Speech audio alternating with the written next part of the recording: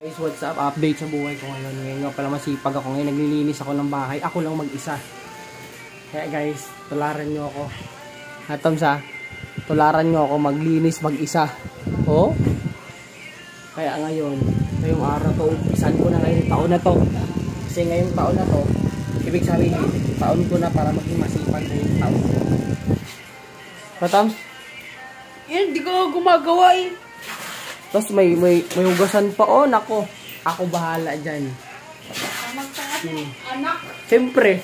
Hindi ka katulong. Oh, andyan ka naman eh. Alam mo nang tutulungan mo, love na love mo ko, di ba? Maniwala. Bakit?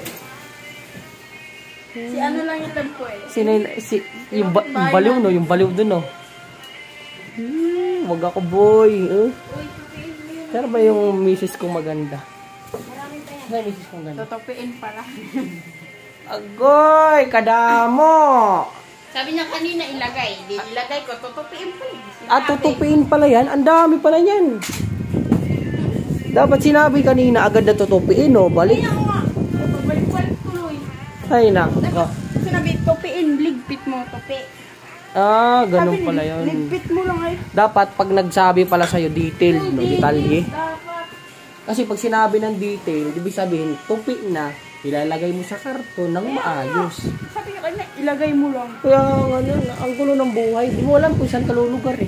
Babae nga naman ah. Ay, naka, alam mo na pag babae, magpapatalo ka talaga. Buti ba tayo lalaki tayo na? Ay, lalaki ka ba, boy?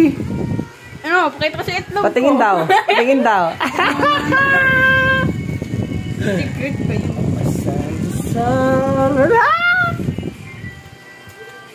Ano lang, si ano lang makakita. Bakit? Ang pagmamahal ng isang lalaki, paano mo napapadama, Toms? Ha? Paano mo napapadama? Paghaplos.